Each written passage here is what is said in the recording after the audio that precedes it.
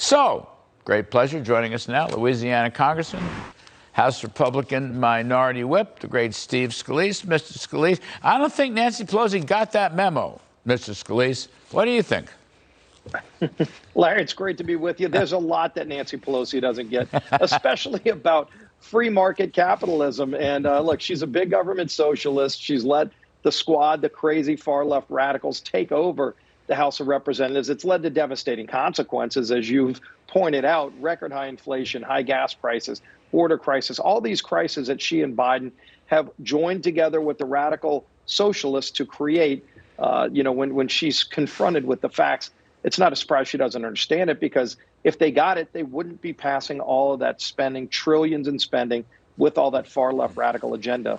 But she doesn't. I mean, it's an odd thing, Steve, because if you look at what she told Stephanopoulos on the Sunday show, it sounded like she was blaming working people for the inflation. And I would suggest it's the government who is to blame, not working folks who are just trying to stay above water. Well, and you can see they've continued to try to discourage work. They paid people not to work for so many months and months through the pandemic. They were trying to encourage people to get out of the workforce. They've created a lot of disincentives, even the welfare to work items that under Newt Gingrich they passed that were getting some more people back into the workforce. They watered a lot of those down. And so they've had a history of wanting to pay people not to work. You've seen millions of people leave the workforce. Look, Speaker Pelosi, Joe Biden have been trying to get healthcare workers fired if they're not vaccinated. A year ago, we were hailing those very same people as heroes because they are heroes. Today, they want to fire those same people. You see them wanting to join forces with Trudeau to go after truckers. I mean, a trucker in their truck by themselves delivering goods. Again, a year ago, they were heroes for keeping the supply chain moving. Today, they want to fire those people, too. They want to fire people who want to work and pay people not to work. That's what big government socialists are doing, and it's not working. Yeah, well, you sort of have these socialists. You've got a socialist in Ottawa. His name is Trudeau. You've got a socialist in Washington. His name is Biden. But you have other socialists in the G7 also. These are hard times for capitalists. That's why I'm very interested in your new commitment to America, or what you're cooking up. Newt Gingrich is pitching in. We've talked to Kevin McCarthy briefly about it. I first heard about it when I was with you all out in Jackson Hole, Wyoming this summer. And Steve Scalise, I was going to make a plea. There's two things that I'm praying is in this new commitment to America, and you may not wish to unveil all of it this evening. I understand that. But, sir, two pleas, that's all. Two little Kudlow pleas. Number one, please make the Trump tax cuts permanent. Permanent. And number two, please can we pause the spending, to use former Senator Phil Graham's memo, which you may or may not have received. Pause the spending, actually reform welfare to have work requirements, and make the Trump tax cuts permanent. Can you help me on that? I'm on my knees, Mr. Scalise. Larry, can you help me? You never have to beg, because you're always right. Phil Graham is right. Newt Gingrich is right. We've been working with a lot of really smart people, and I think you're going to be very happy with what you see. Look, Kevin Brady, the author of the Tax Cuts and Jobs Act under President Trump, wanted to make as much permanent as possible, and still has a bill to make all of those tax cuts permanent, which I know I strongly support. We need to do that. Given certainty to the economy would create more jobs, and then also unraveling this really, really bad anti-work policy, anti-American energy policy. All of those things are going to be rooted into getting Americans back to work and bringing more jobs back to America. The Green New Deal, all this Paris Accord stuff where they're running jobs away to China, who emits more carbon.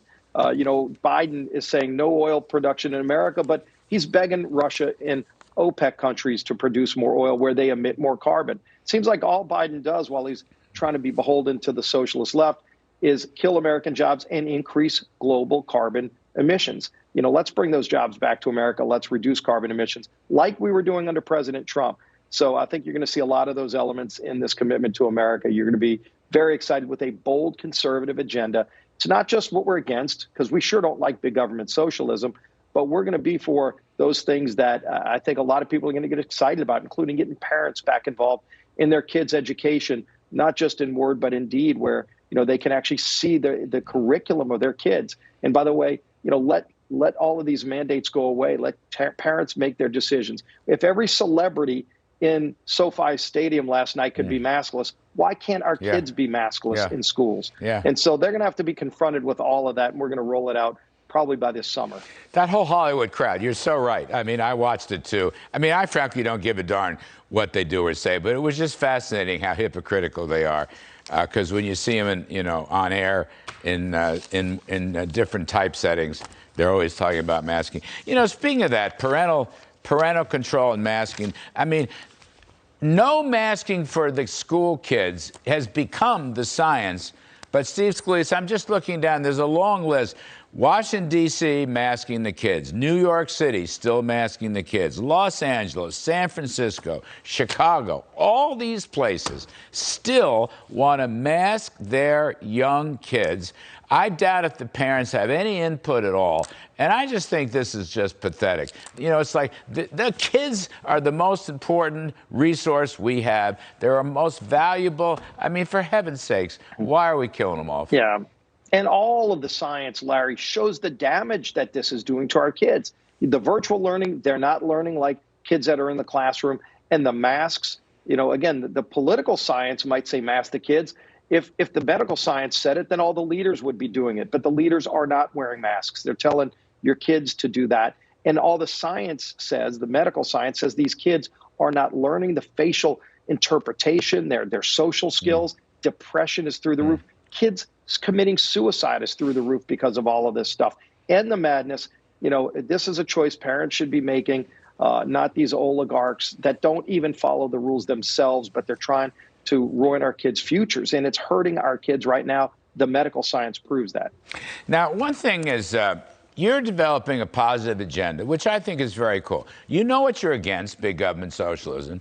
BBB has been killed. No Republicans voted for it, as far as I can recall. Zero. Which is great. But there's one thing I wanted to raise with you.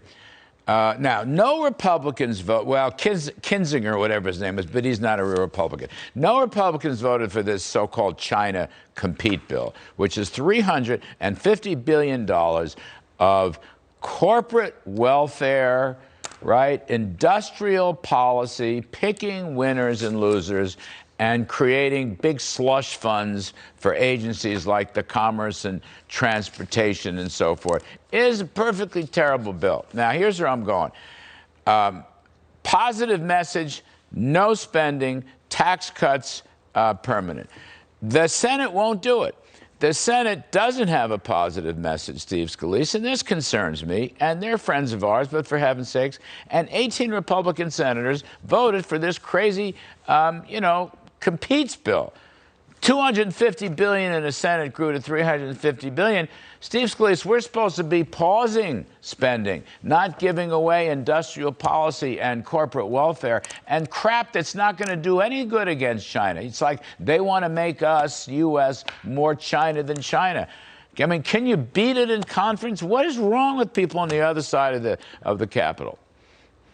Well, Larry, and look, we strongly opposed it. I whipped against that bill because, among other things, as you talked about the slush funds, they added $8 billion of your tax dollars to a slush fund to the United Nations that over the last few years, $100 million of that went to the Chinese Communist Party. We had an amendment to say no money, none of your tax dollars can go to the Chinese Communist Party for things like the Wuhan lab, gain of function research, global warming, all this other stuff.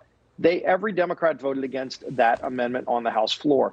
So, this is a bad bill. I sure would like to see it dead.